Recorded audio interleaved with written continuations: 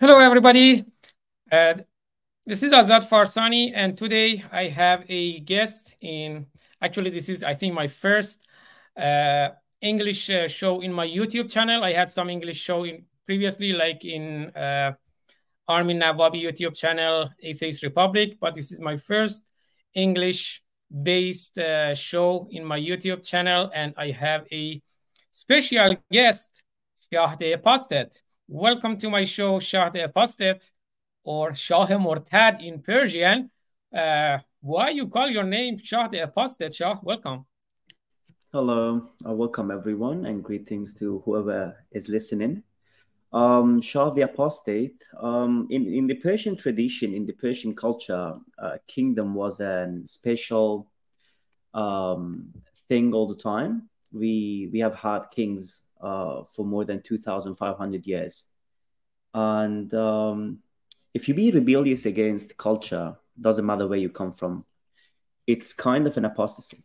A Muslim who leaves the religion, a Christian who leaves the religion, a person who doesn't want to abide to the old traditions that has been going on for years, you're kind of an apostate. If you're not apostate in your religion, you're apostate in your culture.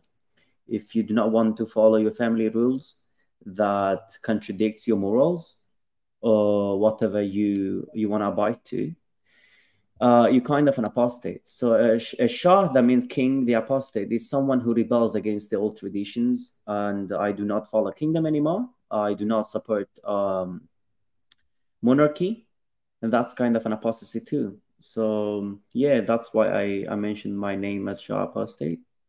And I'm an apostate too. I've left Islam for so many years. And yeah, that's it.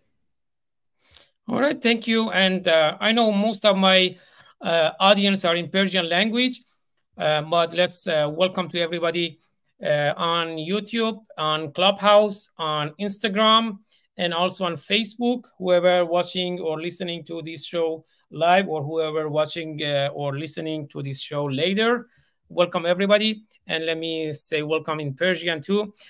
درود و ادب دوستان، به نام خرد ناخدای بشر، خرد رهکشای تو در خیر و شر، خرد ناخداوند هر با خداست، خرد هم خداوند و هم ناخداست. درود بر شما خردمندان. شعری خواندم از شیدای همدانی عزیز، شاعر شریف ایران که در زندان است، زندان زاهدان. امروز برنامه داریم با موضوع اسلاموفوبیا اور اسلاموتروما. آیا اسلام هراسی است یا اسلام یک درد است، یک رنج است، یک تروماست؟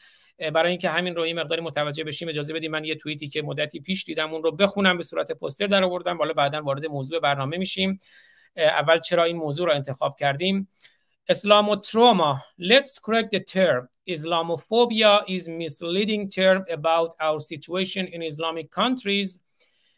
It's Islamotrauma. It is not a phobia. It is a horrific nightmare things happen to us and experience because of Islam. تروما در زبان فارسی یعنی یا اصولا تروما یعنی ضربه، جراحت، شوک، آسیب و حادثه وارد شده بر بدن، جان و روان فرد و جامعه. و اگر این تروما توسط اسلام وارد شده باشد می شود اسلام و تروما. بنابراین این توییت میگه بیایید اصطلاح را اصلاح کنیم. اسلاموفوبیا یا اسلام هراسی اصطلاحی گمراه کننده درباره وضعیت ما در کشورهای اسلامی است. واژه درست اسلام و تروماست.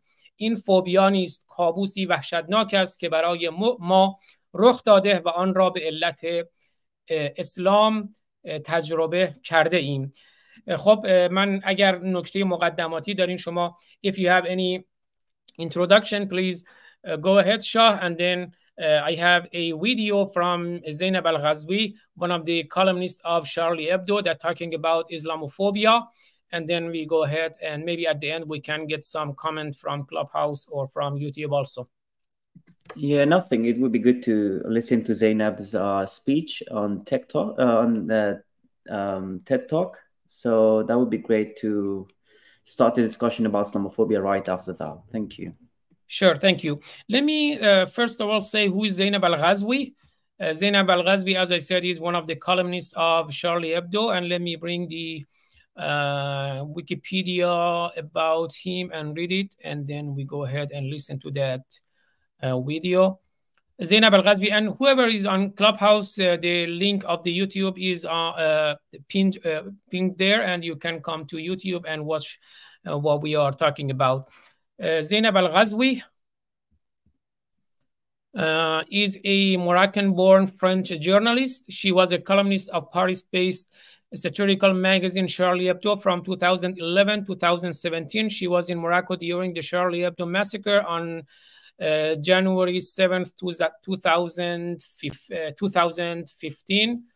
And this video has a Persian subtitle, so our Persian audience can watch it and understand what they're saying. Of course, I know a lot of Persian, they understand English very well. Okay, let's listen to a part of this TED Talk about Charlie Hebdo and Islamophobia. I just select a part of it that mainly talking about Islamophobia.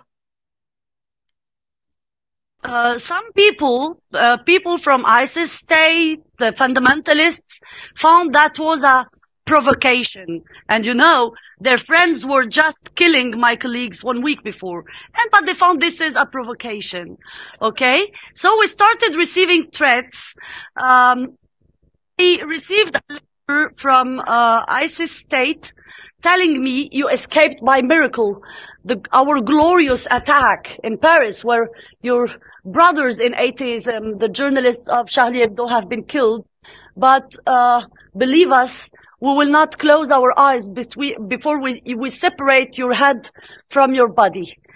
In the same moment, a video on YouTube was published by a group calling itself the Anonymous Islamic Youth, promising to me that I am condemned to death soon. They didn't say when, but it is soon. Okay? And a few weeks later, there were 2 hashtags on Twitter in Arabic. The first hashtag saying the duty to kill Zainab Al-Ghazwi to avenge the Prophet. And the second one saying locate Zainab Al-Ghazwi to kill her.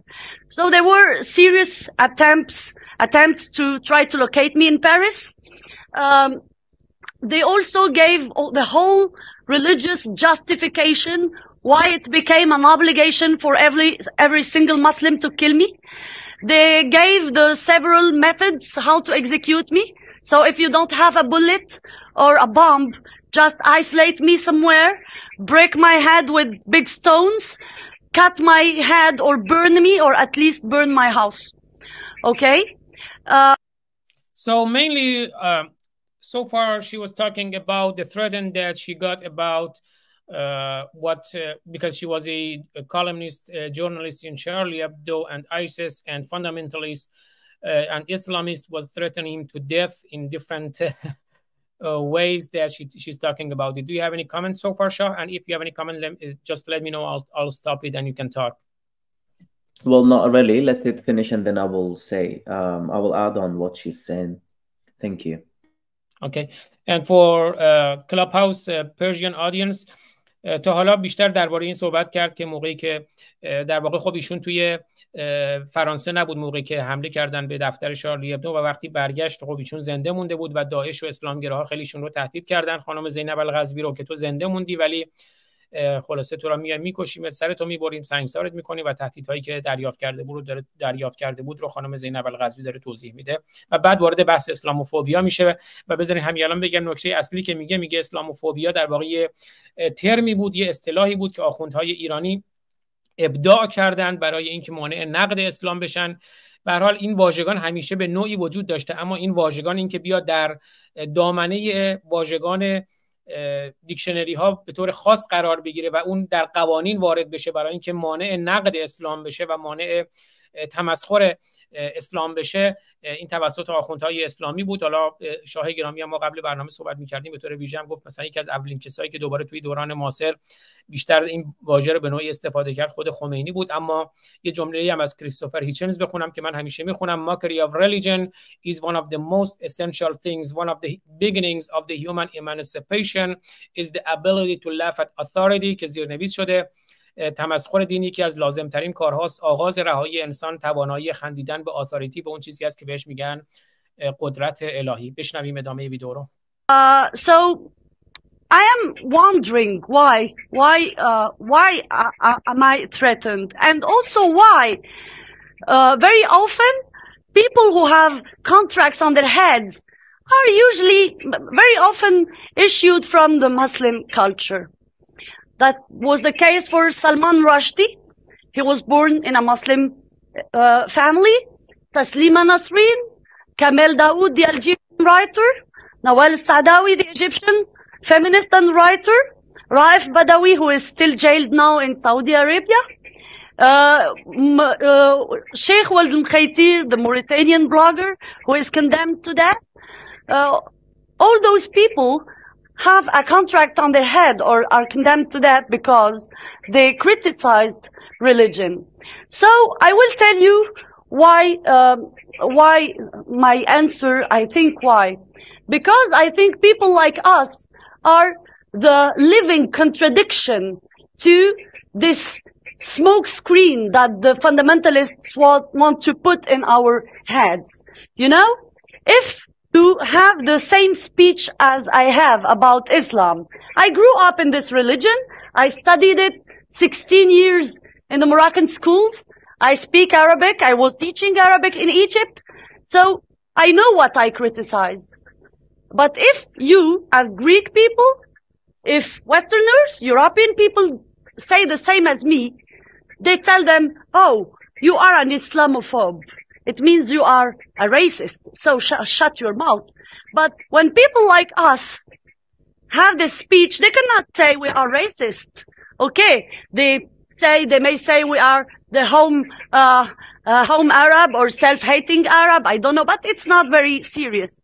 Okay, so those people, the fundamentalists in the countries where Islam is the religion of state, where they have the power, in those countries, if you criticize their religion, they just put you in jail or kill you. But in Europe, they have no legal tool to shut your mouth. So they accuse you of being Islamophobe, then racist. So let's study this notion, this concept of Islamophobia. Why the hell, when a Christian criticizes his religion, we say he is an anti-clerical. We don't say he is a Christianophobe, okay? But when a Muslim criticizes his religion, he is an Islamophobe. This is a question. Second question, why are we supposed to consider Muslims as a race? And why do we consider that the Muslims are condemned to be ruled by their own tradition? Aren't they capable of sharing the same values, the same universal values as us? Why accusing those who criticize Islam of being racist? They are just people who say, okay, we are for equality between men and women, and we consider that the whole people, the whole human being should apply this equality. Why exclude the Muslims from this equality? Why exclude them from the universal values? Isn't that exactly racism? Isn't racism to say, we as Westerners want certain values for our society, but you know, those people, we will understand that they do it differently because, you know, we don't want to be racist. This is exactly racism for me. And, you know, this Islamophobia, actually, it is an intellectual imposture which was invented, which was created the first time by the Iranian mullahs.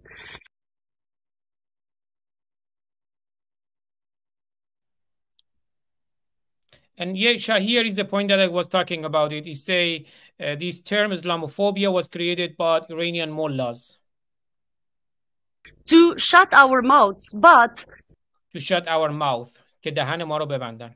Actually, it doesn't really work because, you know, this word entered this year the French dictionary Larousse. و میگه امسال این واژه به دیکشنری فرانسوی لاروس اضافه شد سال 2015 یا 2016. It is described as Islamophobia means hostility towards Islam and the Muslims. So here there is a confusion between criticizing ideas and criticizing people. And these are two things that are very different. And the Council of Europe also adopted recently this definition of Islamophobia as expressing any hostile or negative ideas toward Islam or Muslims, and this is considered to be racist.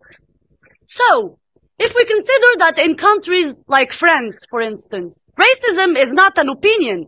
Racism is forbidden by the law in France. So, if we consider that Islamophobia, which is the fact to criticize Islam, is racism, you are obliged by the law to have a positive opinion on Islam. Isn't that fascism? Okay. Yes, Shah. I think another point that we need to emphasize on it is the difference between Islam and Muslim. That in Islamophobia term, it is not a distinct difference between Islam and Muslim. Islam is an idea, but Muslim is a person. That's why always I'm saying we are fighting with Islam, but Muslim people, they are our friend. We love Muslim people. They are human. So there is a big difference between beliefs, ideas, and human beings. So, Shah, if you have any comments so far, please go ahead. And also, what do you think? What do you think about our main point? Islamophobia or Islamotrauma, or you think maybe something else? Go ahead. Thank you. I think she made the point that I wanted to talk about, and I spoke about it before we go live. When she mentioned the Iranian mullahs, I had done my research already.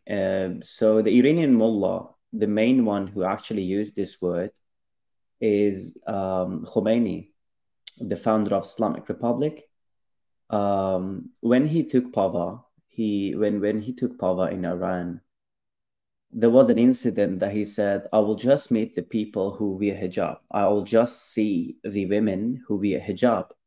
And then Iranians started rebelling, started coming to the streets and saying that no compulsory hijab. It's a personal choice, which it is.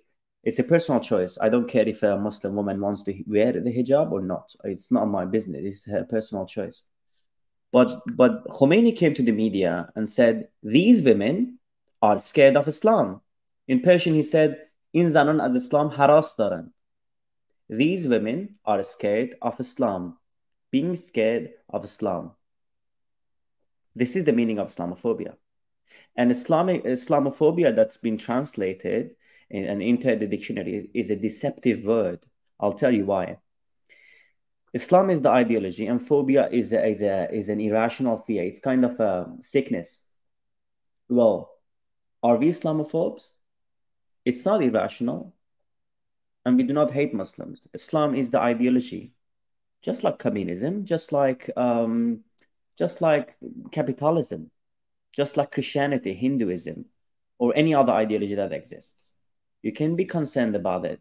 You can talk about it. It's my freedom of speech to talk about apples. Or the iPhone, I can talk about the Apple products. If I talk about how bad Apple products are, I'm not called an Appleophobe or iPhoneophobe. If I talk about how gambling is bad or how it can be bad, I'm not called a gambleophobe. But when I talk about Islam, the deception of Islam comes out. The deception that Allah talks about it. Allah says, I'm the most deceptive among deceptives. Right? He says that I'm the best deceptive ever existing. So Muslims use this term. And I already spoke about phobia. It's an irrational kind of a fear. I'm just talking about Islamic verses, the Islamic tradition, Islamic ideology, how bad and destructive it is. And many Muslims can be the same. Muslims can follow the ideology and act like Muhammad, which is not a good behavior. It harms the society. It harms human being. It harms our well-being. But this word is being used and mistranslated and misused. And I'll tell you why Muslims are Islamophobes, not non-Muslims that talk about Islam. If you today tell a Muslim that, yeah, a Western Muslim that goes to club, has sex with her boyfriend or girlfriend or whatever, he's gay or whatever he wants to be, and then you tell them, well, Islam is against that. Islam actually tells you to unalive people or harm people. Would you do that? And they will be like, no, Islam doesn't say that. Well, you are an Islamophobe. You are a Muslim and you are scared of the actual Islam for no reason. You're scared that Allah says, yes, in chapter 4, verse 35, do that to your wife. Like Allah promotes domestic violence. When you talk about that and Muslims are like, no, Allah doesn't say that. Excuse me, you are an Islamophobe, not me. You are scared of Islam. I'm just concerned about Islam. I'm Islam concerned. I talk about it. I know how bad it can be. And the tweet that you showed, Islamotrauma, that can be true. Yeah. Who was the lady that went to Canadian University and she was cancelled? Forgot her name. Nadia Murad, the Yazidi girl who was cancelled in the Canadian University for the concerns of Islamophobia.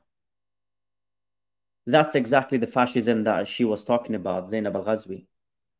Cancelling people for a misleading term that's been used by the people who are irrationally scared of Islam. Muslims who are irrationally scared of what Islam is because they lack the ability of critical thinking. They cannot challenge themselves. They are scared of the actual Islam, and they do not take any criticism, neither about the way they live, nor about the way that Islam is being preached and Islam is being practiced all around the world. A Muslim that doesn't agree with Islamic laws is an Islamophobe.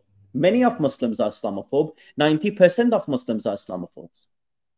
And they have been used by the other 10% that are not Islamophobes and they are proud of the fundamental Islam, like people like Khamenei, people like Khomeini, people like Hui, people like Sistani, people like Mohammed bin Salman in Saudi, people like Abu Bakr, the guy that was in Nigeria, or Abu Bakr al-Baghdadi, or Osama bin Laden, or Taliban leaders, or the terrorist groups in Africa like Somalia and Nigeria, Al-Shabaab and Boko Haram, Houthis, ISIS, Daesh.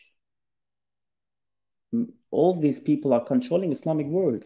Or in Egypt, the Islamic education that's been funding the world, that's been funding the Western universities, they are leading the Islamic community. They are leading the riots in France. So we are Islamic concern. I'm an Islamic concern. I'm not an Islamo.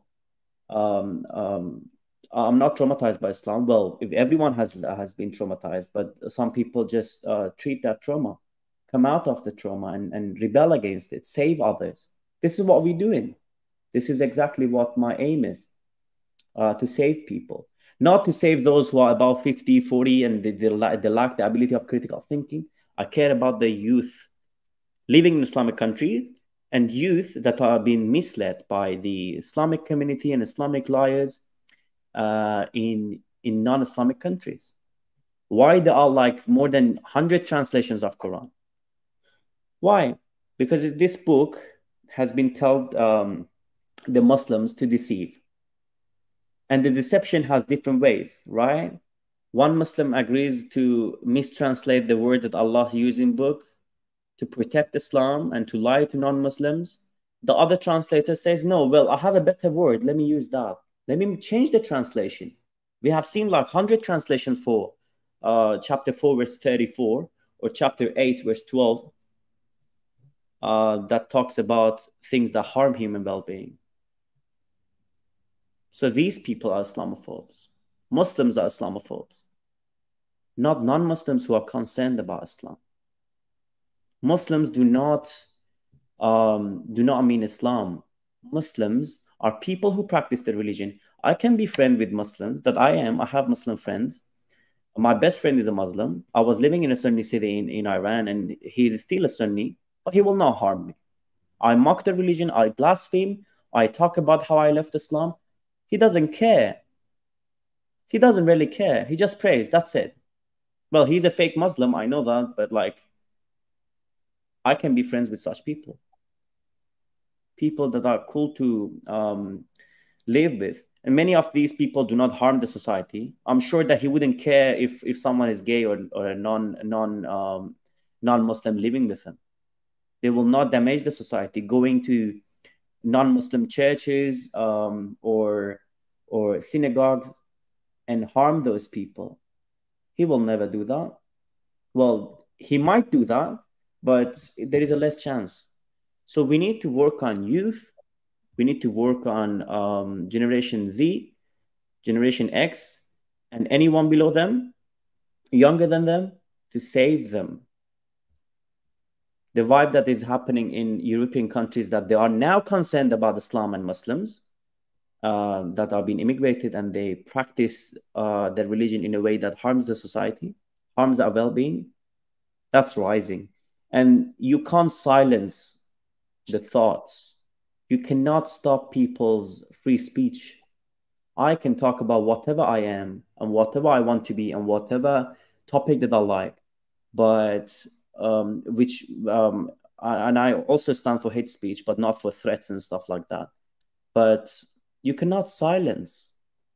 A non-Muslim who talks about Islam might hurt a believer emotionally, but a Muslim who is triggered or who is being hurt by a non-Muslim will hurt you physically, will take your life away, will damage your family, might burn your house, just like how Muhammad did in his battles and wars. So yeah, for now, I think the definition was, this is my definition, and I think this is closer to the actual word that Khomeini used, the person who first brought this term of Islamophobia in a broad platform, and then the other reporters started translating what he said. He was the public figure, he was the religious leader, a political leader that had a big voice at that time. He was the center of media. The media was focused on him. So yeah, I think that's it for now, and I will continue later about why we should be concerned about Islam. And it's your right to be Islamophobic. You can be rationally or irrationally fearful of Islam. It's your choice, and it's your freedom. Okay, thank you very much, Shah. And if you don't mind, as I said, I'm always saying ما اسلام ستیزیم مسلمانان عزیزان ما هستند، ما اسلام ستیزیم اعراب عزیزان ما هستند، ما نه نجات پرستیم و نه نجات ستیز. But I got your point. If you don't mind, would you please paraphrase a little bit a summary of what you said in Persian language for our Farsi audience too, and then we go forward to the next. وقتی زینب القزوی در مورد این صحبت کرد که کلمه اسلاموفوبیا توسط مولای ایرانی استفاده شده، درست گفت، چون که اولین بار توسط خمینی استفاده شد. وقتی گفتش که من زنانی رو میبینم که فقط حجاب داشته باشن، یا حجاب، زنان با حجاب میتونن وارد مدرسه‌ای که بود میشدن، نمیدونم مدرسه بود یا حسینی ارشاد بود، حضور خاطر ندارم. زنان شروع کردن به اعتراض و بعدتر هم بود که قانون حجاب اجباری شد. اومد گفتش که بله، این زنانی که تظاهر میکنن از اسلام هراس دارن، اسلاموفوبیا، از اسلام بیم داشتن، هراس داشتن. و این کلمه‌ای بود که وارد لغت‌های دیکشنری دیگه هم شد، دیکشنری فرانسوی شد، دیکشنری انگلیسی شد و به صورتی وارد این دیکشنری شد که دروغ ترجمه شده بود. به چه دلیل؟ به دلیلی که مسلمانان دروغ گفتن بله، اگه از اسلام به هراسی، یعنی که از مسلمان میهراسی، از مسلمان هم به هراسی، شما نجات پرست هستی، راسیست هستی شما. وقتی الله در کتابش میگه که بله، من دیسپتیو هستم، من کلک میزنم، من دغل‌بازم، منظورش همینه. و مسلمانان هستن که از اسلام هراس دارن. مگه مسلمانان فرار نمیکنن از کشورهای اسلامی؟ مگه مسلمانان نیستن که وقتی بهشون میگیم بله خدای شما گفته که در سوره مائده آیه 44 دست دزدا رو قطع کنه، مسلمان میگه نه این درست نیست، ترجمهش اشتباه، میگه دستشو از دزدی قطع کنید، نه اینکه دستشو قطع کنید. دغل‌بازی در میارن. این اسلاموفوبیا است. مسلمانی که اسلام هراس. من متوجه اسلام هستم، اسلام کانسرن هستم، من میدونم که اسلام چه ایدئولوژی خطرناکیه. به همین دلیل این پتکی که گرفتن دستشون مسلمانان و کسایی که مسلمان نیستن و نمیدونن اسلام چی یا میدونن اسلام چی و دارن سوء استفاده میکنن ازش، این اینپوت رو باید بشکنیم. این زرهی که ما داریم در مقابل اینپوت آگاهیه. این آگاهی میشه زره ما، میشه سپر ما در مقابل اینپوتی که از دروغ ساخته شده. آگاهی که ما میگیم در مورد اسلام و قوانین اسلامی و اینجور چیزها. سپاسگزارم آزاد جان. بله خیلی سپاسگزارم و برای اینکه حالا یه مقداری فان هم داشته باشیم تا اینجا برای اینکه یه فان هم داشته باشیم تا اینجا یه ویدئوی کوتاهی من بذارم از لحظه‌ای که از آلت تناسلی. ببخشید آزاد جان، آیه 38 مائده بود که من گفتم 44 برای و من لا یحکم بما انزل الله که بعدم اونو توضیح میدم. بفهمید. Just to have fun, I'm going to show a video from a Persian Instagram page, I think atheist.org, something like that, that making a Charlie Hebdo cartoon of Muhammad from a penis. داره از یه آلت تناسلی مردانه کارتون شارلی ابدو رو آموزش میده که چجوری از آلت تناسلی مردانه کارتون شارلی ابدو از محمد رو بسازیم. این رو ببینید، خیلی کوتاهه.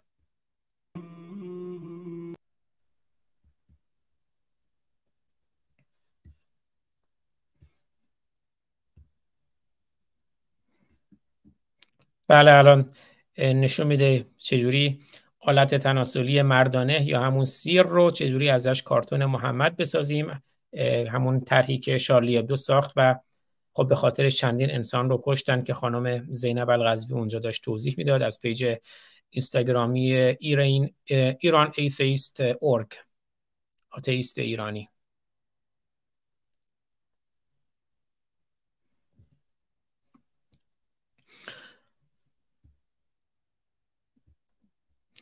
خب شاه عزیز, if you have any other comment we can go ahead, or I have some tweet. I have a book of یاسمین محمد unveiled, کتاب بی‌حجاب یاسمین محمد که اون هم داره میگه که حواستون باشه، همون اسلامو کانسرنی که شما میگین به دولت‌های لیبرال غربی میگه حواستون به اسلام باشه. کتاب آنویل رو مینویسه که تروماهایی که خود یاسمین محمد داشت در مورد اسلام اونها رو داریم. یه ویدیوی شما برای من فرستادید از کودک سوری که در واقع اونجا به یه زنی که اونجا هست بی‌حجاب میگه من گردن تو رو میزنم اگه نمیدونم زن من بودی یا هر چیزی. اینها رو داریم. و یا ویدیو من دارم از یه خانم سوری که میگه من با اسلام ستیز میکنم چون من میدونم اسلام چیه، من کانسرن دارم نسبت به اسلام، من متوجه هستم. اینها رو داریم. حالا نمیدونم به نسبت میتونیم وارد اینا بشیم، یه بخشی هم میتونیم در خدمت دوستان در کلاب هاوس هم باشیم که نکاتشون رو بشنویم. حالا چون من دوست دارم اون نکاتی که مد نظر شما هست پوشش داده بشه، نمیدونم به کدوم سمت بریم، اول از کتاب آنویل بریم یا بریم سراغ دوستان، یا نکته مد نظرتون هست اینجا. If you have any other comments. Yeah, just a point. I think it's necessary to mention it. After the discovery of oil in Middle East, Islam got the unlimited source of income. That's why you didn't see Islamic countries or Islamic caliphs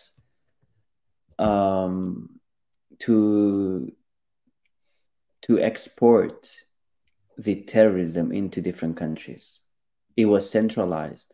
And after the unlimited discovery of oil in Saudi and the takeover of Iran by Khomeini and his occupation over the wealth of Iranians, you could see the funds going to the Islamic terrorist group into different countries. You saw the rise of ISIS, you saw the rise of Boko Haram, you saw the rise of Al-Qaeda, you saw the rise of Taliban, you saw the rise of X, Y, Z, and many other terrorist groups, Al-Shabaab, and stuff like that. Right now, these countries are funding the education system, the industries of Western countries. The universities in Canada, in Australia, in the United States is funded by these countries. Mosques are funded by these countries, especially Iran and Saudi Arabia. That's why I'm not deceived by the laws that Saudi king is doing. I know what he's doing. He's exporting his ideology to enslave people mentally and take over their decision making. So when these people are funded and these universities are funded, We reach a moment that I sent you in Daily Mail that the Canadian school cancels events with ISIS survivor Nadia Murad because her harrowing description of torture and the torture of rape would be offensive to Muslims and foster Islamophobia. This is fascism that Zainab Al-Ghazwi spoke about. You cancel people for what they say, for their personal experience. I will not cancel a Muslim. I will not even cancel Abu Bakr al-Baghdadi. If I spoke to Muhammad today, I wouldn't cancel him. I would let him speak. If I talk to Khamenei and I cancel him, what's the difference between me and him? There's no difference. He cancels me, and if I cancel him, I'm doing what he's doing. I know how bad his ideology is, but he cancels me by sword, and I let him talk. So why would the Canadian university cancel Nadia Murad, the Yazidi slave of ISIS that has been survived for Islamophobia? Oh, Muslims will be hurt. Well, Nadia Murad was hurt physically. She was enslaved by ISIS. But you are canceling her because what she says is triggering the cute Muslims living in Canada. No, that's bad. We want the money of Muslims. Well, France took the money, right? The economy of France was growing. What happened to the society? What happened to the shops that Muslims were stealing in France when they were protesting? This is sad to see that Western countries that pretend to support freedom of speech, they cancel people like Nadia Murad. I would be cancelled if I spoke publicly. I would be cancelled. Nadia Murad is cancelled. When a person who goes to White House is cancelled, of course people like us will be cancelled. That's why how deceptive I call Islam. This ideology is such deceptive that it deceives people, and people will not realize that they have been deceived until they die. The kids that you will show, Azad, the kids that are still kids, like they are literally 8, 7, they threaten people because they have been raised in a colonized Islamic land, in a colonized Islamic household.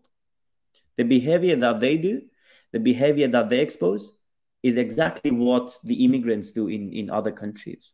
They colonize each other, they live among each other, they share the same mentality, they're not exposed to the critics, they do not take the critics. It's like a Talibani soldier living in West, but they have all the rights. They got free education, they failed. They got the free healthcare, they failed. They got everything for free that they wouldn't get in Islamic countries. And Islamic countries like Saudi or Emirates do not consider them as a potential citizen. They can't get the citizenship. They can just go work in a minimum wage. And they're happy that they are working near the house of Allah. They get to see Allah's house every month or 2 months. That's why Islam is an enslaving ideology. It enslaves people, brainwashes people through generational traumas that they have had. And how do they use these slaves? Through your decision making. How do you enter toilet? How do you pray? When do you bend? When do you eat? When do you go outside your house? When do you have sex with your wife? How can you make love with your love? Who can you date? Who can you not date? This is how Islam enslaves Muslims. And we need to stand against it. Canceling people is not right, whoever they want to be, based on what they say. You can cancel people based on what they do, but not based on what they say. It's unfortunate. And we do not judge Islam by the actions of Muslims. We judge Islam by the actions of Muhammad. We judge Islam based on what's written in your books. We judge Islam based on what your imaginary God says. If your God says that if you do not rule by what Allah has sent, you'll be a disbeliever. And a Muslim who is a disbeliever is a non-Muslim. I sent you that hadith, and I will talk about it later, maybe after a few videos. Why Muslims have Islamic Sharia police in some suburbs in London, in some suburbs in France, and why the Islamic society is such a judgmental society.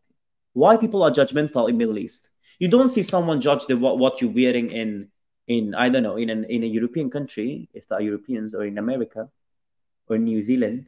You do not see them. The judgmental mentality of Middle East is absolutely related to Islam, and I will explain why. Thank you for now.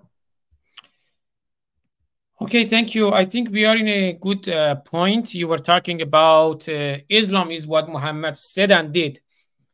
And it's, remember, to me, it was a Syrian woman that was saying exactly the same thing, that Islam is not what I'm thinking, is not what you're thinking. Islam is exactly what Muhammad did and said, and exactly is what the Quran is saying. So if you agree, we can listen to that Syrian woman that talking about Islam, and he said, I'm fighting with Islam. Let's listen to that video. It has a Persian subtitle too. I have decided to fight Islam. Please pay attention to my statement.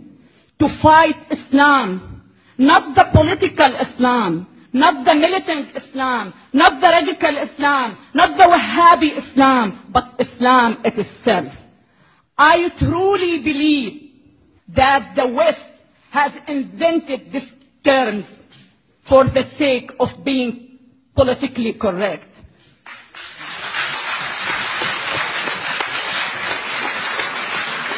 Growing up in Syria, I have never heard but Islam.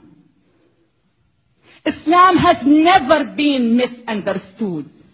Islam is the problem, but no one is stating the truth. No one is taking a hard look at the root of the terrorism, which is the brainwashing machine called Islam. Islam is not up to me, is not up to any Muslim man or woman. Islam is exactly what the Prophet Muhammad did and said.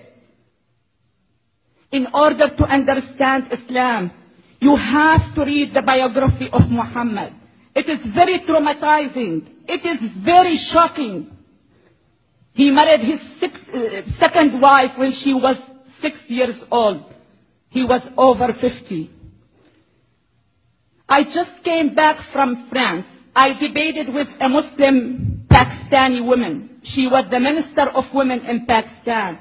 When I told this fact to my audience, she turned to me and she said, it is a big lie. She was 9, not 6. It sounds like when a policeman stops you because you're driving over 100 miles per hour and you turn to him and say, it is a big lie. I was driving 90 miles per hour, not 100 miles. She was 9, not 6. He married his second wife. She was his daughter-in-law. His son was adopted, and at that time it wasn't accepted by the pre-Islamic Arabic culture. So he turned to his followers and he said, I was told by God that adoption is forbidden. And adoption, believe it or not, has been forbidden in the Islamic culture, just to justify his marriage of his daughter-in-law. His third wife was Sophia. She was a Jewish woman. It was well documented, well written in our school book, that he attacked her tribe. He killed her father, her brother, and her husband. At the same day he slept with her. That's what I call Islam. You need to know, you need to understand that Islam is the problem. I am sick and tired of people here in the West asking me to soften my message. I am sick and tired of people asking me, are you trying to change 1.3 billion people? Yes, I am trying. Yes, I am.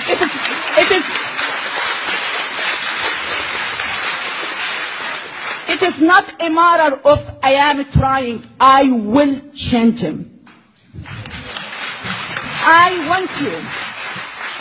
want you to know that the very first value I learned when I came to this great country, that You can do the impossible if you truly believe in yourself.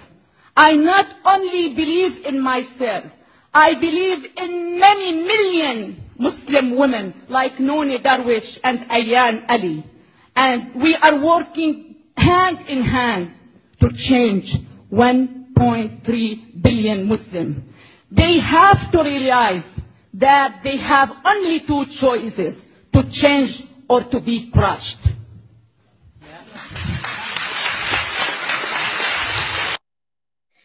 You know, Shah, it is really awesome. You know, she's saying, they are asking me, از من میپرسن که تو آیا میخوای 1.3 میلیارد مسلمان رو تغییر بدی؟ میگه من تو فرانسه که اومدم به من یاد دادن که ما میتونیم هر کاری رو انجام بدیم اگر به خودمون باور داشته باشیم. آره، من و زنان دیگر 1.3 میلیارد مسلمان رو تغییر خواهیم داد. حالا مسلمانان دیگه اخیراً هم میگن ما 2 میلیارد مسلمانیم، یه دفعه هم زیاد شدن مسلمانایی که حالا دیگه میدونیم اگر وقتی به دنیا میان سر حالتشون رو میبرن، اگرم بخوان از اسلام خارج بشن سر خودشون رو میبرن. حالا گفت از it is a very traumatic experience. از اسلاموتروما گفت. من یه نگاهی هم بندازم به کتاب Unveiled، کتاب بی‌حجاب خانم یاسمین محمد که به فارسی هم ترجمه شده با همین عنوان بی‌حجاب، در وبسایت ریچارد داوکینز ترجمه شده به فارسی. یه بخشی از اون رو هم بخونم از کتاب Unveiled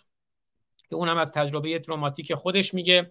Unveiled: How Western Liberals Empower Radical Islam، یاسمین محمد. و I'm going to read one paragraph of the introduction. The fact that I grew up Muslim should be nothing more than a distant memory. I broke away from that world in 2004, but the traumatic world I was born into has defined me. It's in my bones. It runs in my blood. I can't escape it. I had thought I could escape it. I would start over, redefine myself, live my life on my own terms. But I realized that I can't escape my own self. The very connection in my mind, the visceral reactions of my body, I have no control over any of that. And I can't reconstruct myself. At times, I think that I might have overcome it all, that I might be able to live in a normal life, but as soon as my guard is down, a dormant memory rears its ugly head. If you have any comment about this video or about what I read of Yasmina Muhammad, we'll go ahead, Shah, please, and then we can go forward. Perfect. I was inspired. Such an amazing lady speaking. I truly believe in her. If a society, she named Ayaan Hirsi. She is such an inspirational. She's such an inspiration. If a society like Somalia, that is one of the most miserable locations on earth, if such place and such society that is suffering for so many years, they have lost their identity, they were about to lose their language, they have lost their traditions, nothing Somali in Somalia today. You cannot find Somali, anything Somali or related to Somalia or the culture today in Somalia if you walk there, except the people who look Somali. If such location, if such society can give birth or can have Ayaan Hirsi Ali, that is an intelligent, outspoken fighter that talks against Islam, and she is pretty much secular and liberal, can have thousands of Ayaan Hirsi Ali. The same society gives birth to Al-Shabaab's leader, Ahmed Omar Abu Obaida. The same society gives birth to Ayaan Hirsi. If our society has people like Khamenei, has people like Azad as well, has people like me, has people like many other ex-Muslims that openly speak, has people like Mahsa, has people like Nika that fought Islam when they're not even 20, when they are not even 18, till today. So I know that this society will be free, just like how Christopher Hitchens says. He said it back in 2009, and I will share the video with you, and you can play it. It's such an amazing video. He said Iranian society will rebel. The youth of Iran do not follow the traditions, forced traditions of old and older, and we will reach a day that the same youth will not agree with Walayat Faqih, will not agree with the religious leaders, will not agree with the religion. And that's such an amazing speech. I will try to share it with you, and then you can play other videos about Syrian kids and other contents that you have for now. Thank you. Okay, thank you. And let's share this picture first. One of the comments was talking about the Sweden, and it's the immigration issue that we have in Europe. It's a cartoon from Korea, if I'm not wrong. Is when the Muslim immigrate to Western countries, they say humanity first, and they welcome them. They give them their house, their freedom, their everything. But when they settle down in their countries, in their house, in the Western countries, in United States, then they said, no, Islam first. And then they burn the house, like what happened in Sweden, what happened in Europe, in France. They killed people, they behead people, and then you see exactly what is you can see in this picture.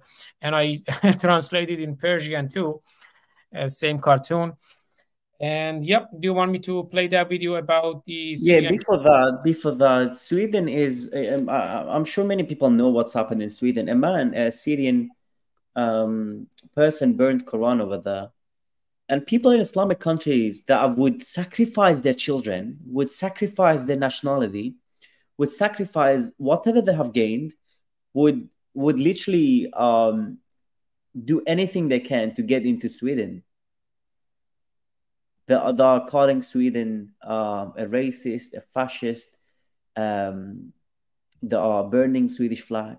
Same people, same hypocrites, that they do not carry their passport in their luggage.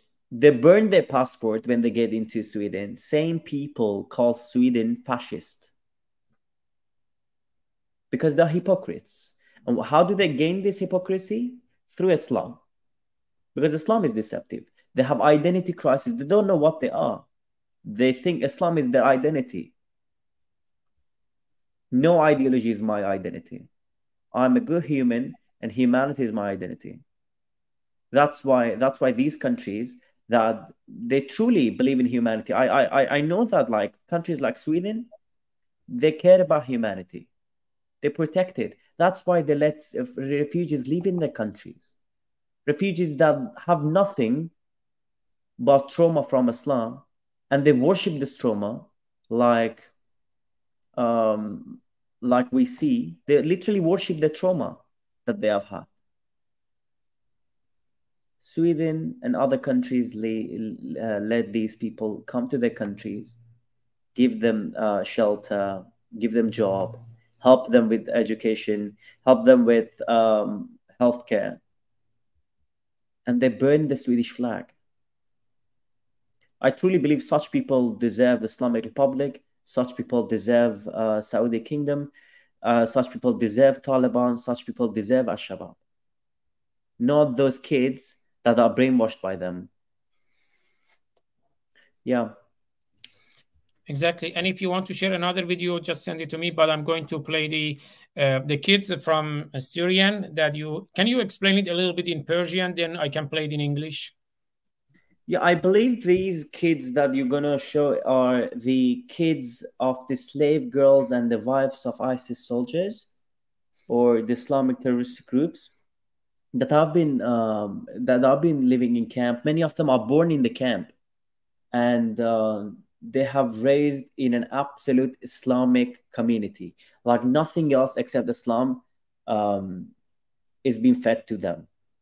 You can see when the Western reporter tries to interview these children, how they react. They react the way that Muhammad's kid would react.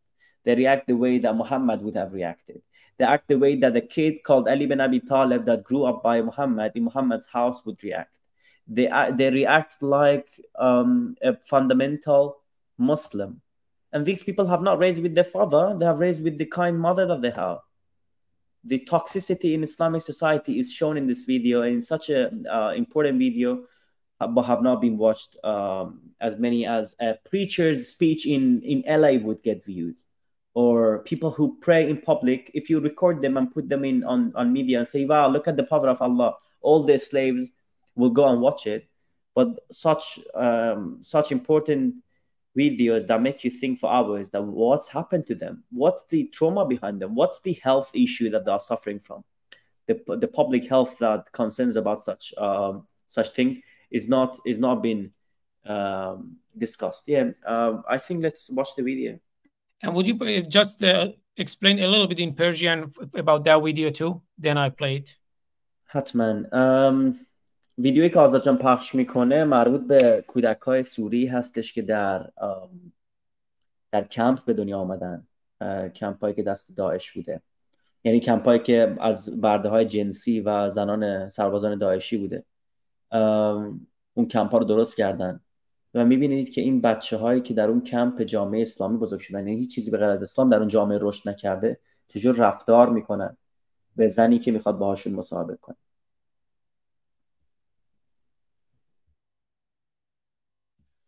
Okay, I'm playing now.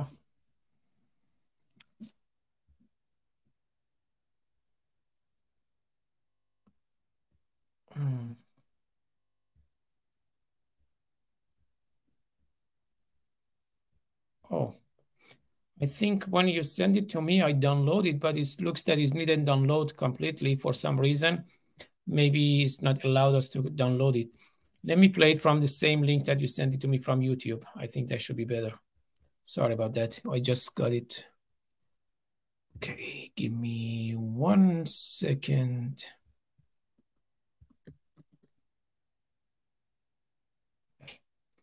Get ready.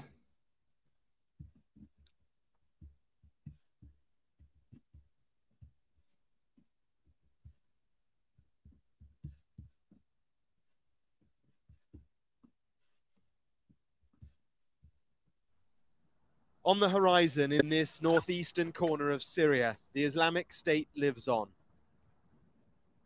This is a place that should trouble governments around the world. Behind a single fence in Al-Hol camp are people who will rebuild their cult if they can. It was supposed to be temporary, a holding center for the women and the children of ISIS. And yet it endures, squalid and insecure, and no one knows what to do with them. To go in, we're told to take all precautions. We will not be welcome. The armed guards, who don't want to be identified, tell us about the stabbings and several murders. We're on our way to the camp annex where the foreigners are held, 10,000 of them. Throwing stones already. The makeshift market area is the only place the staff are comfortable taking us in this part of the camp. Where are you from? It is a chance for a few snatched conversations. Can we talk to you? No. You're from Australia? I really don't want to talk to you, sorry. Where? Russia.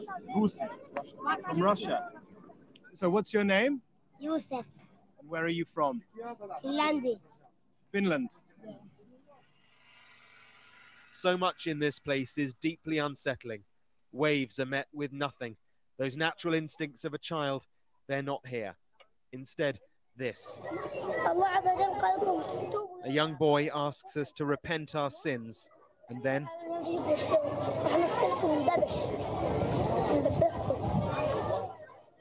and how do you heal a mind like that?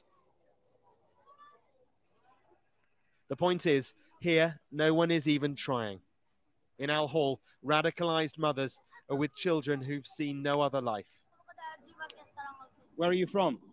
I'm Namin Dawlat al-Islam. Huh? I'm from the Islamic State. Yeah, but where were you from before? I'm from the Islamic State. Have you heard about al-Baghdadi? Huh? Al-Baghdadi. دولة الباقية دولة الإسلام باقية. الله أكبر. They are angry and yet emboldened by the news of the death of ISIS leader Abu Bakr al-Baghdadi last month. Abu Bakr al-Baghdadi has been killed. Another one comes. And if this one is killing, another one will come. And another one, another one, another one. It's like this.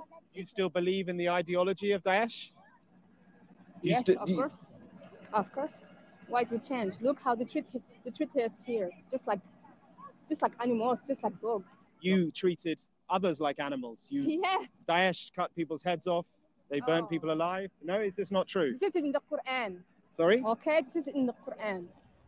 There are 70,000 people here now. It is a town, not a camp. There is no school. Aid agencies struggle to operate because of the security.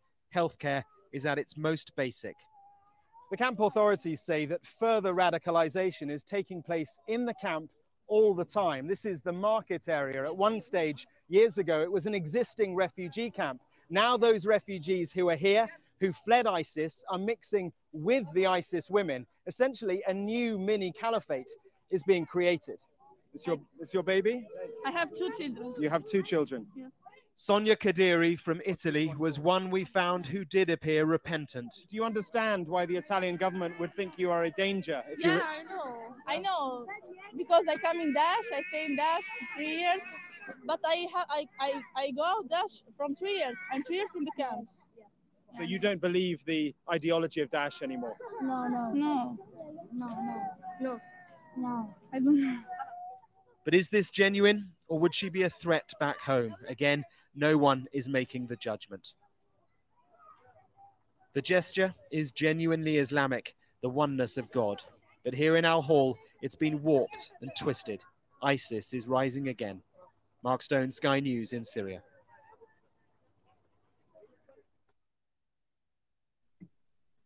I need to talk about it. The kid that was being interviewed literally told to the interviewer that I will slaughter you, and that's not the healthy kid would say. That's not something that the healthy kid would say. That's absolutely dangerous for the society. Many of them are trying to get back. Many of them got back and got only 3 years of jail, and that's not healthy. That's not good, unfortunately. Did you see when the reporter asked her, do you believe in the Daesh ideology? And she laughed and said no.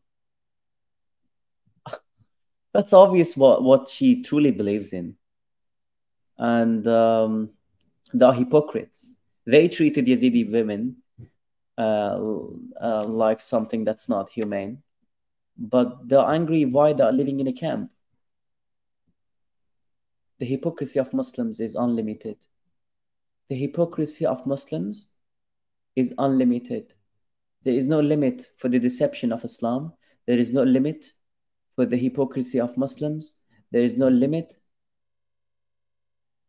for the danger of Islam to our society. There is no limit for the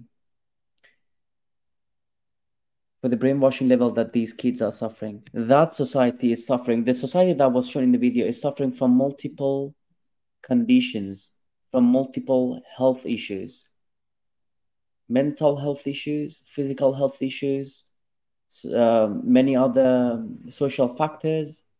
And that's not the society that I desire or free people desire for human beings. It's important to stand against such ideology. That's why we stand against it. If there was no problem in Islam, there wouldn't be any Islamic terror groups around the world. There wouldn't be a kid suffering in an Islamic country. There wouldn't be a person suffering during the time of Muhammad. When Islam says that I have total answer for financial issues, for the health issues, for the scientific issues that are there, I have total solution for how you should run a country. That is totalitarianism. That's dictatorship. That's fascism. That's why an Islamic state is a mafia state. An Islamic ideology is a totalitarian ideology. A true Muslim is a totalitarian. Like Khamenei, like Muhammad, like Khomeini, like bin Salman, like Abu Bakr al-Baghdadi, like many other Muslims living in America, like many of them living in Europe. It's dangerous. And the Islamic mindset, the Muslims need to be treated from the infection called Islam.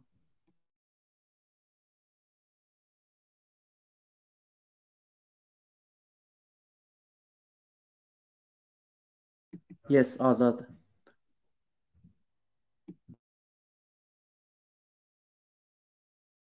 I cannot hear sorry. you.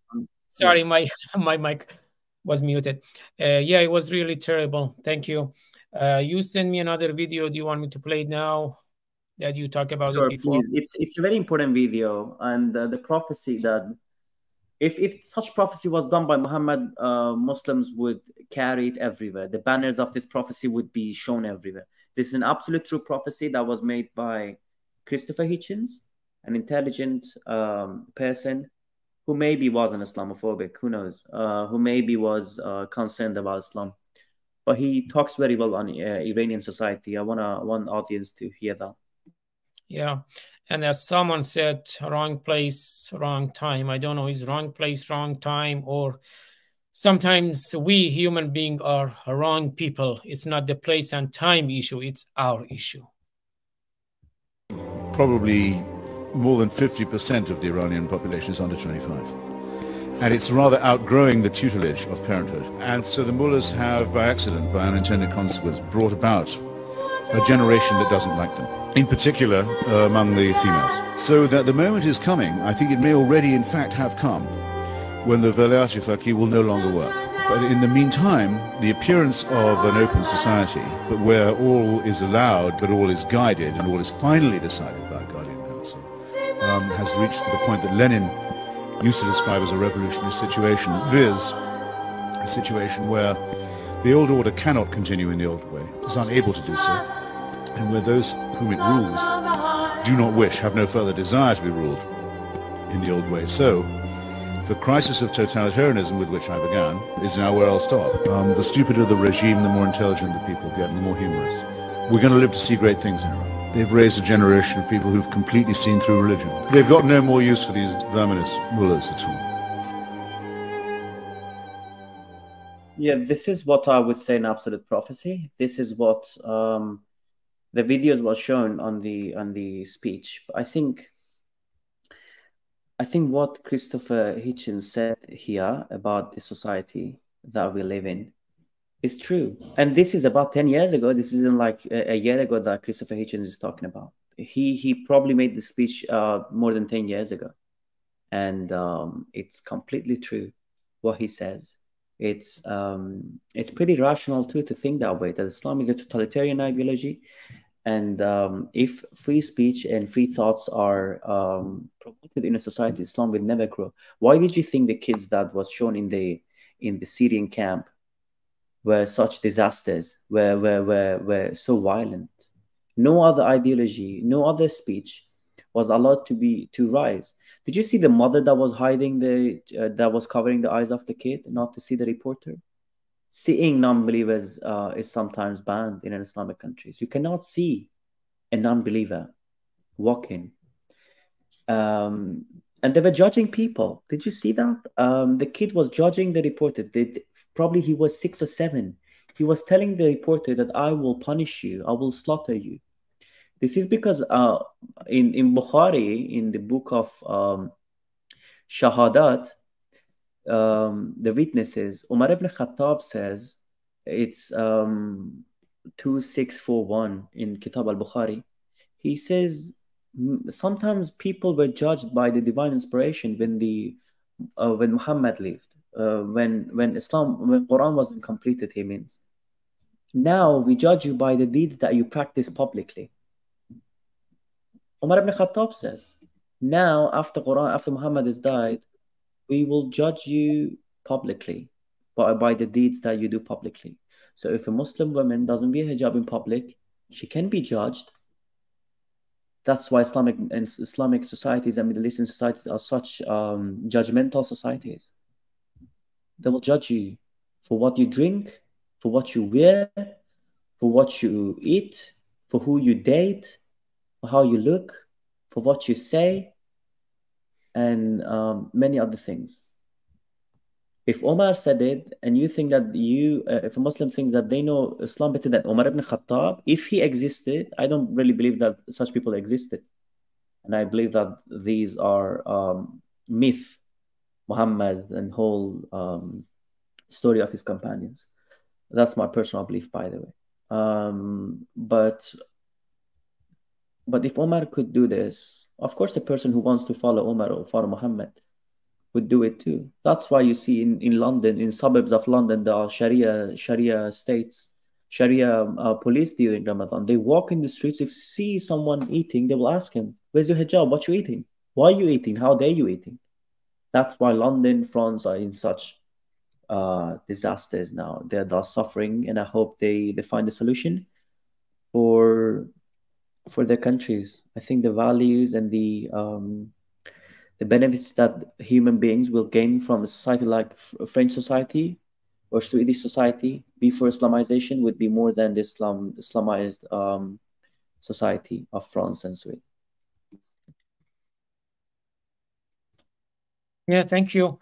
If you don't mind, would you please just summarize a little bit what you said about the Sahih al-Bukhari hadith and about the video, just a summary of it for our Persian audience. Then we can cover, you send me another link about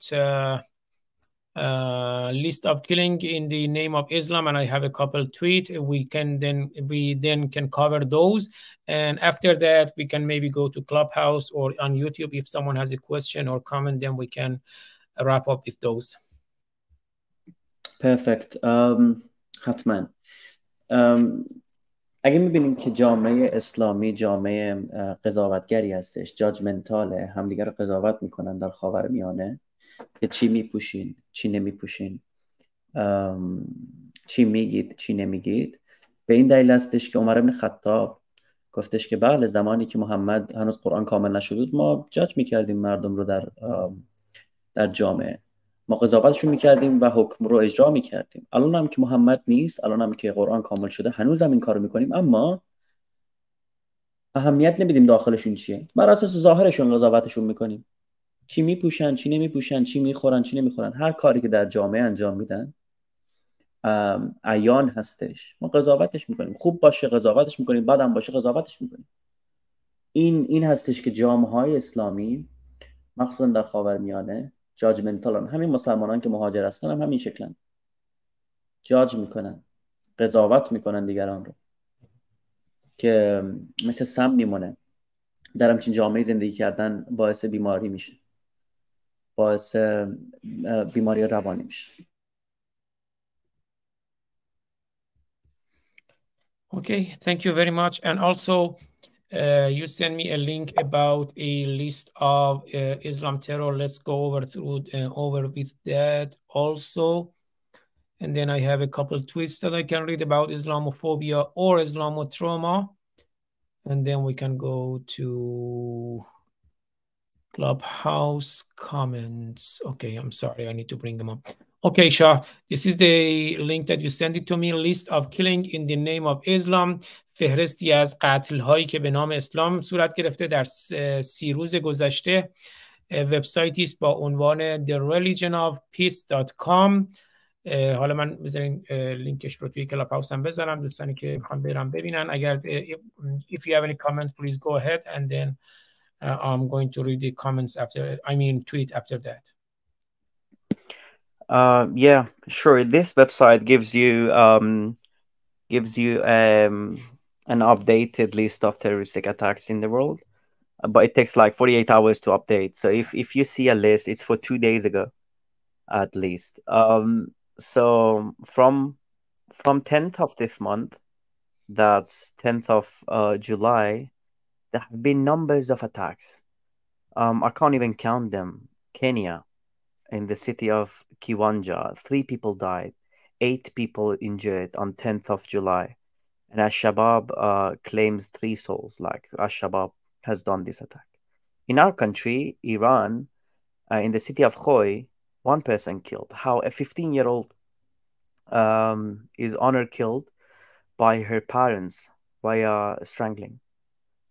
This is not the society that you would love to live in. Pakistan, Philippines, Afghanistan, Somalia, Niger, Yemen. You can see the lists. In Iran, Zahedan, 2 people killed. At least 2 others are killed when suicide bombers storm a police station. مثل در زاهدان یک حمله تروریستی انجام گرفته بوده. So yeah, this is what we are dealing with. Israel, in the city of Kedomim, 1 person died. An Israeli is murdered by an Hamas gunman. Again, Israel, Tel Aviv, 1 person killed, 7 injured. A terrorist runs down pedestrians, then get out to stop them, killing an unborn child. Killing an unborn child. It's sad to even read it. Islamic ideology is such a terroristic ideology, and this is dangerous. This is absolutely dangerous. If Muslims claim that this is not Islamic, well, you have a good job to do now. You can go and talk to your Muslim friends in Middle East. You can tell them to behave well, not to someone who's concerned about Islam. So don't be an Islamophobe. Do not be scared of Islam. Accept what Islam is. Accept how bad this ideology is. And stand against it. If you want to be like them, if you want to be like your prophet, just be like him. But the human rights supported laws that will stand against you. This isn't the joke about human race. This is nothing that we could just ignore. If an unborn child can be killed by a Muslim that follows the ideology of Islam, I believe not just Islam is dangerous, but fundamental Muslims are also dangerous for our society. Yes. Perfect. Yeah, thank you. Thank you very much. So let me just read a couple of tweets, and then we're going to our friends if you don't have any final comments. Oh, crazy. Okay, I'm going to Twitter. I'm reading a couple of tweets about Islamophobia or Islamotrauma. First tweet from Pari Par. The Einzingfi. Fuck Islam and every representation of it. There is no such thing as Islamophobia. The right term is Islamotrauma. This religion comes from a mind of psychopathic man who resented women, Muhammad. If he wakes up from the grave, he wouldn't believe that you idiots are still worshiping him. اگر محمد از گور برمیخواست باور نمیکرد که هنوز شما این مرد سایکوپت رو میپرستید. توییت بعدی رو میخونم. Sorry for the delay because I need to go one by one.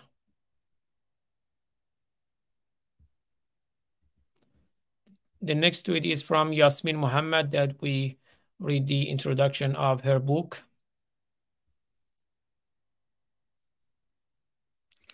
Yasmin Muhammad saying the United Nations designated Islamophobia Day, but the world still refuses to recognize those of us who suffer from Islamotrauma.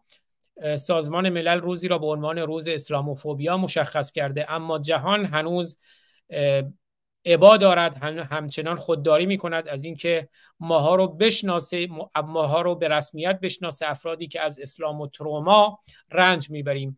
Those who denounce Islam lose their family, their friends, their community and are even hunted down and killed. اون کسانی که به هر حال میبینی توییت رو denounce Islam lose their family اعلام کردن که اسلام باعث شده خانواده‌شون از دست بدن، دوستانشون از دست بدن، جامعهشون از دست بدن و حتی کشته بشن. How can you help؟ این هم حالا چجوری میتونید کمک کنیم به این افراد و free hearts free mind. توییت بعدی رو میخونم. خب بذارید من اینا رو ببندم که تکراری نیارم.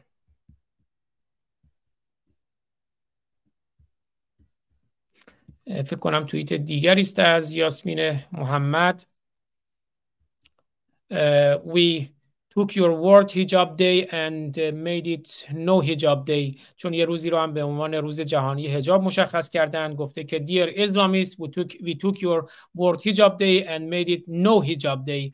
We took your Islamophobia day and made it Islamotrauma day. We will always be here to oppose your propaganda. We will always loudly expose your lies. The 3 days to kill us have expired. Sincerely, ex-Muslims. توییت بعدی رو میخونم.